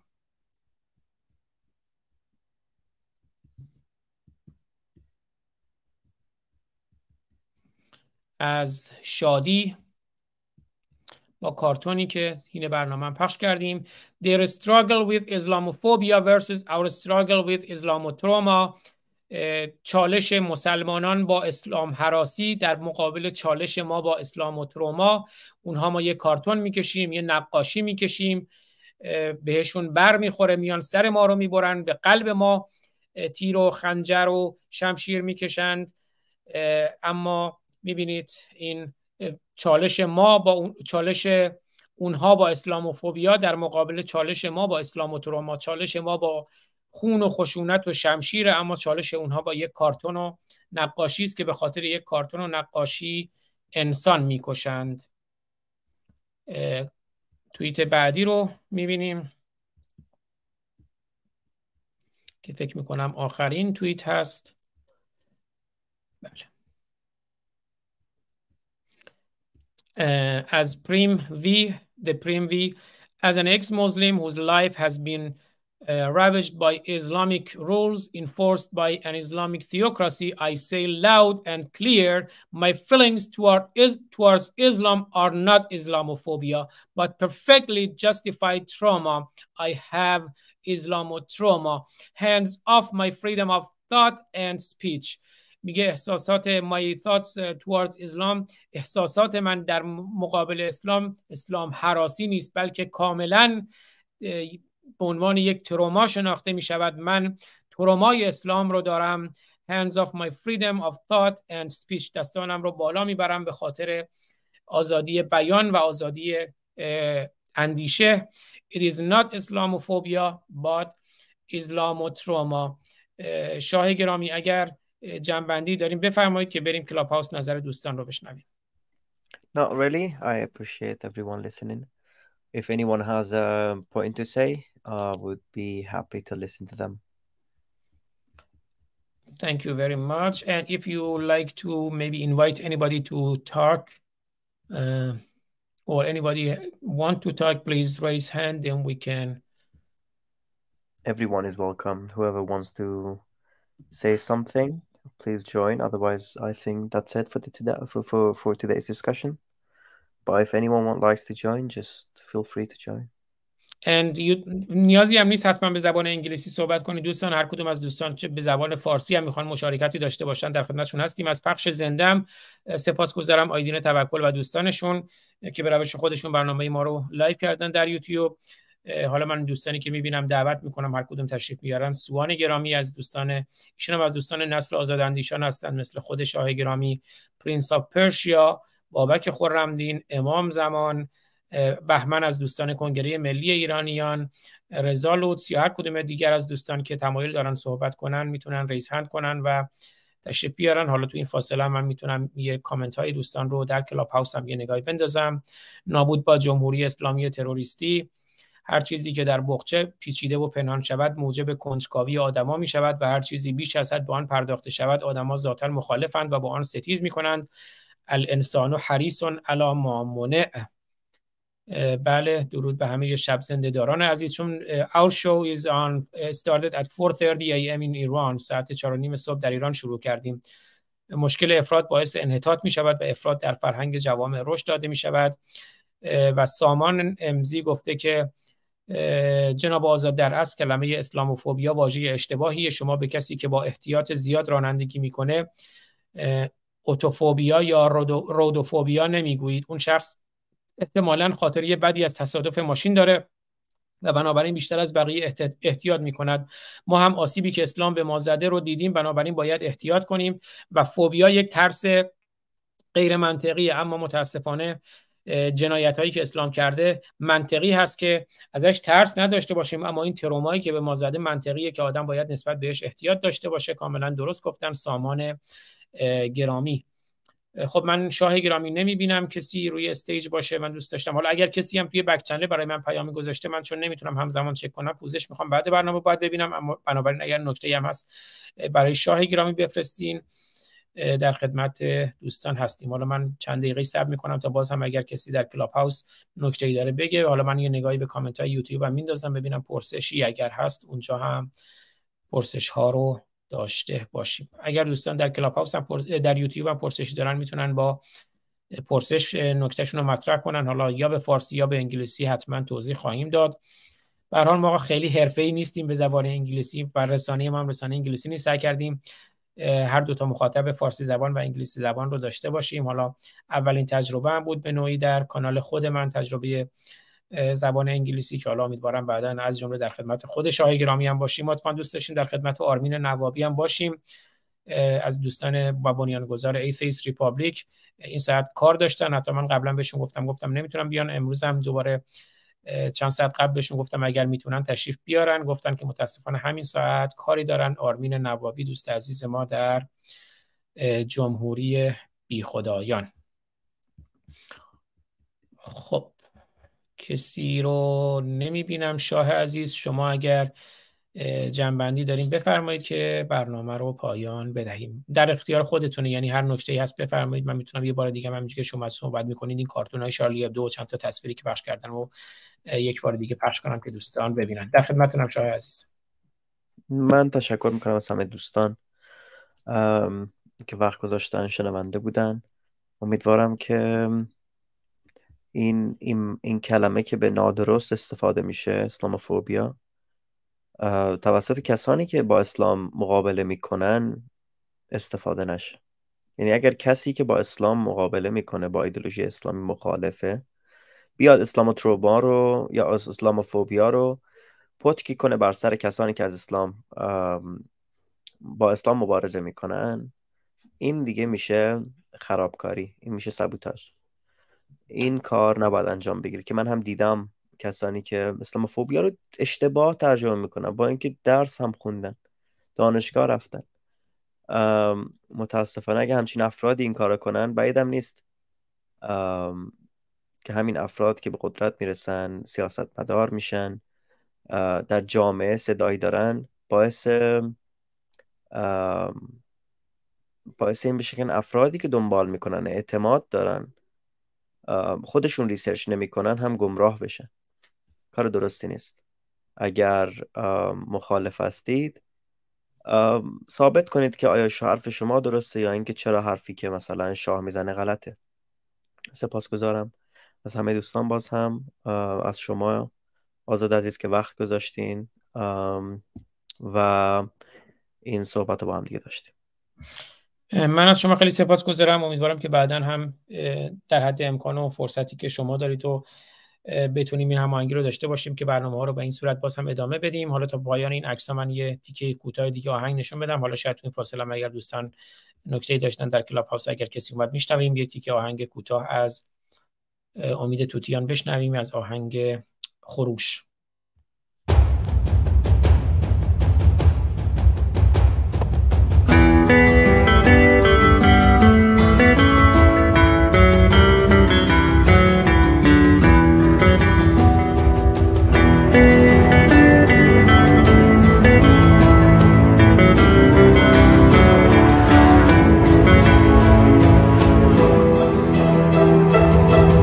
که دل دریا بود، مردی از دنیا بود، قصه فردا گفت، تشنه فردا بود، در شبی تنها گفت، صاف و بی پروا گفت، با دلی پر امید به تمام ما گفت. تو اگر برخیزی من اگر برخیزم، همه بر میخیزم، همه بر میخیزم. تو اگر برخیزی من اگر برخیزم، همه برمیخیزن، همه برمیخیزن. آنکه دل دریا بود مردی از دنیا بود، هم شب و هم زنجیر هم صدای ما بود.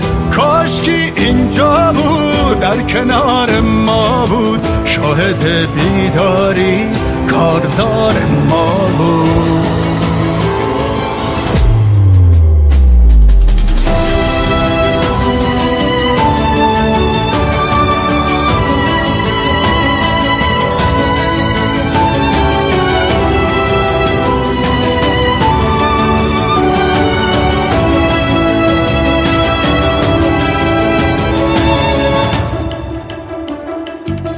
ما که خود سوخت جان باخته ایم، شعله بر جان شب انداخته ایم.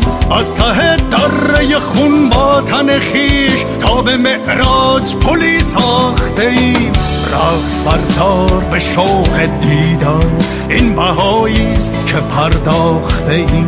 وحشت از مرگ در این میدان نیست، ما که آن را به دعا خواسته ایم. ما که دیریست به پا خواسته ایم، کت خدا نه که خدا خواسته ایم. رو به روی لشکر جهل و جنون صفی از ترانه آراسته ایم. بله، بسیار سپاسگزارم از شاه گرامی. همینجوری که دوستانم گفتن، شاه و کاووش عزیز از نسل آزاداندیشان، دوستان دیگر سوان که بودند، خب خیلی پرتلاش هستن. فری تینکرز جنریشن که خب من در خدمت کاووش هم بودم تقریبا یک سال، شاید بیشتر از یک سال پیش، که همه تلاش میکنند برای free thinkers. Imagine to start your day with such a great discussion and a lovely song like this. Today is a good day. امیدوارم که روز خوبی داشته باشین. خوشحالم که روزتون رو با آهنگ زیبای شروع کردید و امیدوارم همیشه روزتون رو با آگاهی و آزادی شروع کنید و با آگاهی و آزادی به پایان ببرید. شاه عزیز، میدونم که گفتین دیگه خیلی هم شاید نتونید صحبت کنید. اگر نکته پایانی یا بدرودی هست بفرمایید. خیلی سپاسگزارم از شما. خیر، سپاس از همه دوستان، شما و بقیه عزیزان. I really appreciate everyone listening and hope to talk to you again soon. بله، خیلی سپاسگزارم. منم برنامه رو پایان میدم. از همه عزیزانی که در کنار ما بودن سپاسگزارم. البته من هستم چند ثانیه بعد از اینکه برنامه رو پایان دادم. اگر نکته‌ای داشتین. شاه عزیز، دوستتون دارم. Thank you very much. آزاد جان، میخوام، فکر میکنم یکی از دوستان در کلاب هاوس هست، اگه میخواین بشنویم حرف دوست عزیزمون رو و بعد روم رو خاتمه بدیم. چه خوب که منتظر شدیم تا این دوستمون تشریف آوردن. بله، بذارید من کلاب هاوس رو هم بیارم روی تصویر و در خدمت دوستمون منیوی عزیز باشیم. بفرمایید. خوش آمدید دوست عزیز. عرض ادب دارم خدمت آقای آزاد فارسانی و جناب شاه. من می‌خواستم بگم مناظرتون رو با جناب خزری دیدم، استفاده کردم، زحمت کشیدید. بعد راجع به این تو همون کانالی این امیر حسام هم دیدم همون شب. بعد میخواستم ببینم اگه شما یه موقع چیزایی سوال کنید از اون، اسمشون هم یادم رفته، مجری که شما رو بود قدیمی هم از اونجا کار میکنه، یاسر فلاح. خیلی بله آقای یاسر خیلی سطح شعور و فهم سیاسی و به سلام از علاوه مذهبی کار ندارم. یعنی من عزیز، امیر حسام خیلی من عزیز اگر حالا اون مناظره رو هست راجع به امیر حسام دارم، راجع به امیر حسام نه، در مورد موضوع برنامه اسلاموفوبیا، اسلام هراسی، اسلاموتروما اگه نکته‌ای هست در خدمتتونم. پوزش میخوام. سپاسگزارم. خواهش میکنم قربان جان. نه اومدم ازتون تشکر کنم. از این استفاده کردم، از صحبتایی که در رابطه با اسلاموفوبیا داشتید استفاده کردم و لذت بردم و در خدمتتون هستم. ان شاءالله در مثلا جلسات بعدی حتما مزاحمتون خواهم شد. پس بذار من یه سوال از شما بپرسم. حالا که اومدین و مهر داشتین حداقل دیدگاهتون رو بشنویم. به نظر شما اسلام هراسناکه؟ اسلام درد جامعه ماست؟ اسلام باعث رنج جامعه ماست یا نه اسلام اساساً بعضیا باور دارن که اصلا ایران به اسلام، همون اون دفعه هم صحبت شد، مثلا همین امثال خزعلی و اینا باور دارن که اسلام خیلی خدماتی داشته به ایران. به نظر شما اساساً نسبت به جوامع انسانی، حالا در مورد ایران، افغانستان هم فقط صحبت نمی‌کنیم، اسلام آیا خدماتی به جامعه انسانی داشته؟ آیا سودی داشته، حالا به طور کلی ادیان و به طور ویژه اسلام؟ و آیا هراسناک، مهرناک، ترسناک، نه گوگولی مگولی؟ نظر شما چیه در مورد خود اسلام، که آیا یه درد و رنجی به جامعه تحمیل میکنه یا نه اسلام خیلی ناز و گوگولی مگولی و مامانیه؟ جناب آزاد، من فکر میکنم اسلام تو شرایط موجود، نه الان، حتی در به اصطلاح سده‌های قبل، هیچ دردی از مردم که دوا نکرده. هیچ، تنها فرصت‌هایی که میتونسته در سده‌های پیش مردم یه نفسی بکشن، یه به اصطلاح تغییر تحولی براشون به اصطلاح به وجود بیاد، همه یه روزنه‌ها رو بسته، راه نفس رو بسته. شما نگاه کنید 44 سال مردم ما از کجا به کجا رسیدن. اگر مثلا مردم برای آزادی‌های سیاسی مثلا که نه فهمشو داشتن اون زمان، نه شعورشو، معذرت میخوام از اونایی که میفهمیدن، نداشتن یا کم داشتن، ببین به جایی رسیدیم که حتی الان ما داریم برای نفس کشیدن هم دنبال روزنه میگردیم. اسلام دیگه، شما جایی رو سراغ دارید که اسلام رفته باشه مردم بتونن اونجا نفس بکشن؟ شما من یه فیلمی رو امروز دیدم که به اصطلاح از این آقایون اومدن میکروفون هم دستشون گرفتن، 7-8 تا این خانم‌های محجبم دورشون بود که میگم اصلا ملیت برامون مفهومی نداره، ما اگه از ایران هم دفاع میکنیم به خاطر اسلامه، همه چیز برای اسلامه. یعنی واقعا وقتی اینا رو میشنوید مو بر اندامت راست میشه. یعنی اینا هیچی براشون ملاک نیست، نه خاک، نه به اصطلاح جان مردم، هیچ چیزی. یعنی شما از سفره‌های مردم اینا تو خونه‌هاشون جمع کردن، اصلا جای بحث نداره. از هراس این مسائل گذاشته. یعنی شما تن لرزه برای یکایی که مردم و برای همه مردم اینا یه جوریه که شما هیچ که امنیت تو خونه‌هاشون نداره. SMS برای گوشی‌ها داره میاد که شما همکاری کنید با قوه قضاییه. شما دنبال چی هستین؟ فکر می‌کنیم مثلا ما می‌خوایم از اینا چی به اصطلاح برون بزنه؟ شما وقتی SMS برای شما میاد که به اصطلاح بیاین با ما همکاری کنین، اصلا دارن همه رو بر علیه هم میشورونن، دارن به اصطلاح میکروفون هاشون و هدفون هاشون رو تو خونه های مردم دارن میفرستن از طریق همدیگه. اینقدر ما ذلیل شدیم اصلا جای بحث نداره. جایی هست اسلام رفته باشه؟ اینقدر بیچاره شدیم که تو زیمبابوه میرن سرود فرمانده میخونن، سلام بر سلام فرمانده میخونن برای رئیسی و مثل قشر زفت میره. اصلا گوگولی کجاش گوگولی اصلا؟ یعنی اصلا این سوال خیلی عذر میخوام خیلی مضحکه. چیزی برای ما نمونده از اون سفره‌های خالی، از امنیت نداشتن و از مثلا شما تو خیابون نمیتونید راحت راه بری اونجوری که دلت میخواد، اونجوری که یعنی نمیتونید هزینه مثلا زندگی تو به اصطلاح تامین کنی. شما بیاین ببینید چه خبره اینجا. مردم به اصطلاح اون چیزهایی که به اصطلاح باید ببینن و نمیبینن، اون میکروفون ها، اون دوربین ها، اون چشم هایی که باید لایه های مردم رو تو فرودست جامعه ببینه به اصطلاح دیده بشن نیست که متوجه بشیم چه بر ما داره میگذره. ممنون جناب آزاد، ببخشید. بله، خیلی سپاسگزارم از شما. من یوی عزیز اگه اشتباه گفتم ببخشین. و میبینم هنرمند شریف که اتفاقا ما این طرحایی که من پخش کردم آخر برنامه، آخرین طرحی که دیدیم از محمیر عزیز بود که در مورد زن، زندگی، آزادی بود. هنرمند شریف ایران که الانم بگم محمیر جان توی واتساپ هم یه پیام براتون گذاشتم. اما همین طرح رو ببینیم و هم نظر محمیر گرامی رو کوتاه، البته چون پایان برنامه هست، بشنویم در مورد اینکه اسلاموفوبیا اور اسلاموتروما. بعد کیوان غفاری گرامی هم اومدن به عنوان آخرین نفر، نظرشون رو خواهیم شنید. محمیر گرامی خوش آمدید. نظر شما چیه؟ اسلاموفوبیا اور اسلاموتروما، اسلام هراسی یا درد و رنج ناشی از اسلام؟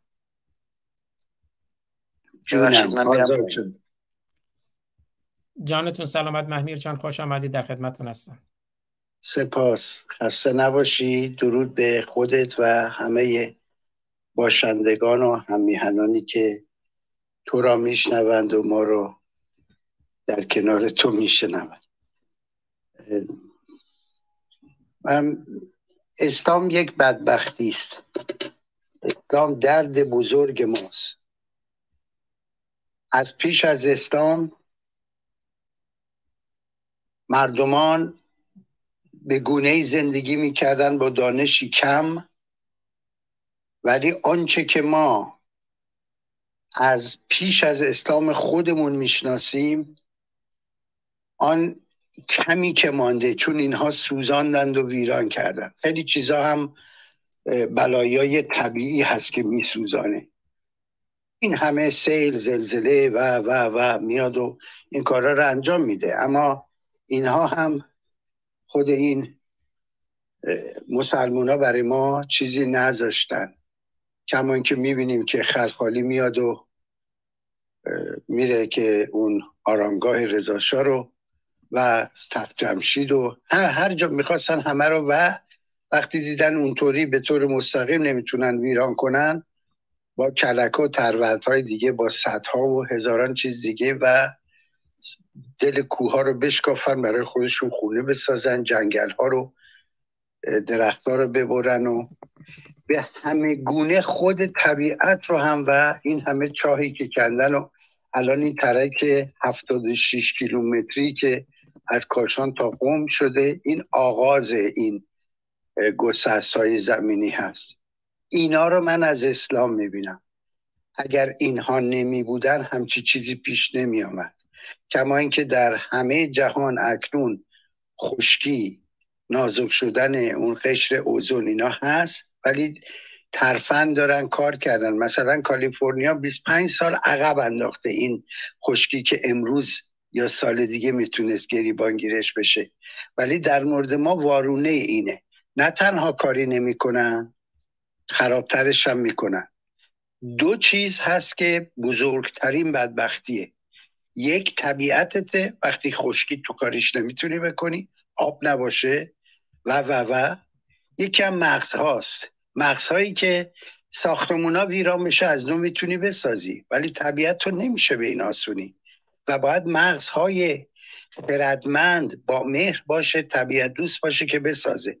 اینها هم مغزها رو به مارهاشون دادند، یا کشتن یا زندانی یا فراری، و هم طبیعت رو کشتن. برای همین من به اینها میگم نگید بچه کش و فلان، اینا زندگی کشن.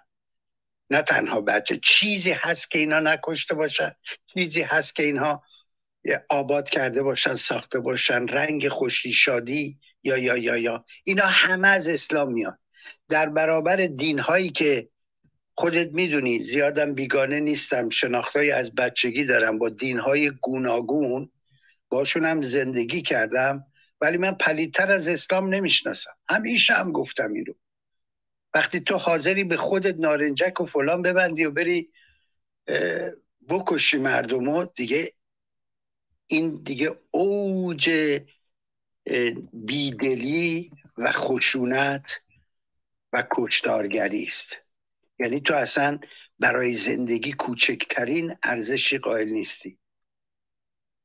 و تا پیش از اون ما زنهایی داشتیم که شاه بودن، خزانه دار بودن، زنهای نامدار داریم. آرتمیس دریا سالار، میگن نخستین دریا سالار جهانی فلان. به هر حال زنها، خود واژه بانوگ به اوستایی هم ریشه، یعنی روشنایی خانه. اینقدر ستایش، اینقدر زیبایی نگاه به زن. و امروز چی است؟ باز دو مرتبه اینها وقتی که به نازنین جوان بانوان هنرمندمون در دانشکده هنرهای زیبا میگن رقاصه فلان و بهمان، باز دو مرتبه را انداختن این گشت ارشاد و فلانشون. اینا از بدبختیشونه، از ناتوانیشونه، از پسماندگی و لجن بودنشونه.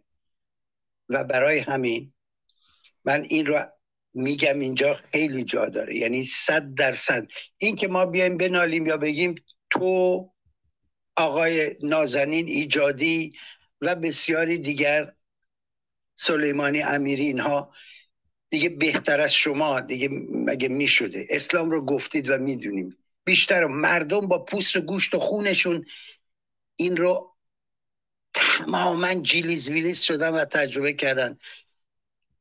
بیشتر از هزاران کتاب که اینها چه پلیدانی هستند.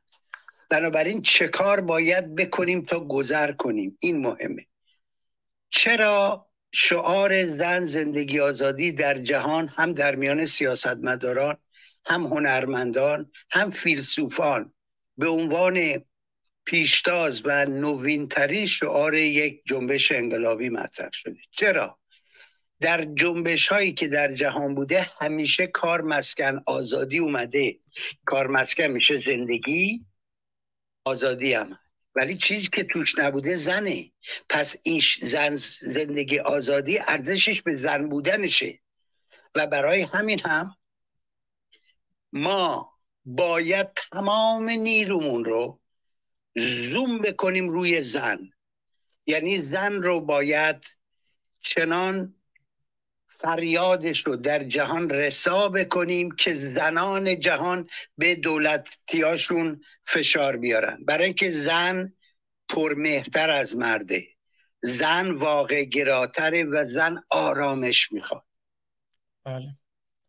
زن آرامش میخواد و زن باید با زن سخن بگه. زنان ما در این جنبش انقلابی هنوز خیلی کم کار کردن.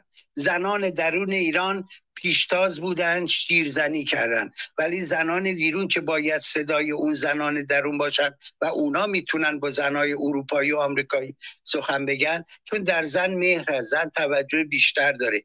اگر زن بفهمه، خیال میکنیم که میدونن مردم جهان که چه بر ما میگذره. نه، هنوز خیلی کمه و این است که من میگم که باید همه چی روی زن گذاشته بشه و پاشنه، نه بگم چشم اسفندیار اسلام و این آخوندهای پلید زنه. اینا تمام برنامه‌شو همیشه میبینی. گرششتر برای چی را افتاده؟ مردا رو بزنه؟ نه، زنا رو. پس زن باید گنده بشه، بره خار چشم اینا هست و بره چشم رو کور کنه، سر مارهاشون هم بزنه. سپاسگزارم. خیلی سپاسگزارم از محمیر نازنین، هنرمند شریف ایران. بله، اسلام زنکش، زندگی کش و آزادی کش است. دو تا طرحی هم که در یوتیوب پشت سر من میبینید. ای آزادی، هرگز چنین چون امروز دست به دامانت نبوده ایم. طرحهایی است از محمیر گرامی که صحبتاشون رو شنیدیم. هنرمند شریف و آزادی خواه ایران. و آخرین نفری که در خدمتشون خواهیم بود دوست عزیز ما کیوان غفاری گرامی. نظر شما رو هم کوتاه میشنویم و بعد برنامه رو در یوتیوب، در فیسبوک، در کلاب هاوس پایان خواهیم داد. در اینستاگرام متوقف شده. بفرمایید کیوان غفاری گرامی. خب کیوان غفاری گرامی. بله. من میخواستم بگم که اینا آخه حتی مسلمونا پایبند به قوانین خودشون هم نیستن. اصلا این کتاب اصلا متناقضه، یعنی هم از نظر اخلاقی متناقضه، هم از نظر فلسفی. یعنی مثلا خب اینا مثلا یهوه خدای ابراهیم، موسی و عیسی مسیحه. خب اینا اصلا حق ندارن. 10 فرمان موسی مگه برای چی اومده؟ اصلا این خداپرستی هم یعنی گفتن زکی، یعنی یه بتی بوده تو اون کعبه به نام الله با فرزندان لات و مناط، بعد اومدن اینو چیز کردن، تبدیلش کردن به خدا. خب اصلا با فلسفه ای اصلا دین مسیحیت و یهودیت و زرتشت اصلا چیز مغایره. اصلا یه فاجعه است واقعا، ابتذال کامل دیگه. یعنی 10 فرمان موسی رو هم قبول ندارن که موسی مثلا اومده گفته که آقا خودشو معرفی کرده به عنوان یهوه، بعد اینا میگن که نه اسمش الله بوده. آخه اصلا یعنی حتی شناسنامه خدا رو هم اینا میخوان تغییر بدن. آره. حرف دیگه ندارم، واقعا هم میمونه. این فاجعه‌ای که اسلام به بار آورده، واقعا یکی میگفت اصلا مالاریا و اینا بدتره، یعنی اصلا قابل مقایسه نیست. خیلی ممنون، مرسی. خیلی سپاسگزارم از کیوان غفاری گرامی. بله، اسلام زنکش، زندگی کش، آزادی کش، حیوان کش، طبیعت کش، اخلاق کش، شرف کش، انسانیت کش. اسلام نابودگره. اسلام نابودگره. شاه گرامی، نمیدونم میتونین صحبت پایانی یا بدرود پایانی دارین؟ اگر هست بفرمایید و برنامه رو پایان میدیم. خب فکر کنم شاه گرامی هم محمیر جان اگر خیلی کوتاه نکته است بفرمایید. خیلی کوتاهه. بفرمایید. این واژه زندگانی رو بنویسید، بعد ببینید چند تا واژه از توش در میاد. زن، زند، زندگی، آزادی، آنی و زندان. همه اینا در این واژه زندگانی هست و اینها زندگانی کشن. تنها چیزی که توش میمونه زندانیه. بله بسیار زیبا گفتین، متاسفانه بسیار زیبا زند و دردناک. پازندم که بله چی فرمودید؟ توشه باز. زند و پازند، زندم توی همین هست. زند بعد میاد زندگی، تو همین واژه زندگانی میگم. زند و پازند که شما که خوب میدونی یعنی. بله درود به شرف شما. بفرمایید حالا زند و پازند رو هم بفرمایید معنیش که دوستانی که نمیدونن. زند و پازند مانند اهریمن و اهورا. زند و پازند یعنی تشریح و کندکاش و نامهای گوناگونی هم برش میگذارن که به عنوان رهرو، پشتوان، این چیزا هم اومده. و در برابرش زند بخش نیکی یک گستره هست و پازند مثل پادزهر در برابرش قرار میگیره. ولی زیاد درباره این تفسیرهای گوناگون رفته. در اوستا و مزدیسنا هست که الان دیگه شما آخر زمانتونه. هر کسی دیگه امروز گوگلی مگولی داره میتونه بره. چون که من گفتم یعنی زند هم باز در این که خیلی با ارزش هست این داستان زند هم، چون به بازم نیاکانی هست و همه اینا توی واژه زندگانی هست. یعنی هم زن، زندگی، آزادی، هر سش توی واژه زندگانی هست. بنابراین اگه ما زن، زندگی، آزادی داشته باشیم زندگانی داریم. بله. فقط آزادی بعد باید زندانی ازش بزنیم، آزادی رو داشته باشیم. بله خیلی سپاسگزارم از محمیر گرامی، محمود میرزایی نازنین، هنرمند شریف و همه فن حریف ایران. شاه گرامی نمیدونم تشریف دارید یا خیر صدای ما رو دارید؟ میتونید صحبت کنید؟ خب چون میدونم شاه گرامی هم گفتن احتمالاً پیام برای من گذاشتن نتونن صحبت کنن. از همه عزیزانی که امروز در کنار ما بودند در کلاب هاوس، در یوتیوب، در فیسبوک، در اینستاگرام برنامه رو دیدند یا شنیدند یا از این به بعد میبینند یا میشنوند، خیلی سپاسگزارم. از شاه گرامی خیلی سپاسگزارم. از دوستانی که کامنت گذاشتن در کلاب هاوس و در یوتیوب و همراه ما بودن خیلی سپاسگزارم. دوستتون دارم، میبوسمتون. شاد باشید، روشن باشید و روشنگر. Thank you everybody for joining us today and have a great day, have a great night. روشن باشید و روشنگر. تا درودی دیگر، بدرود.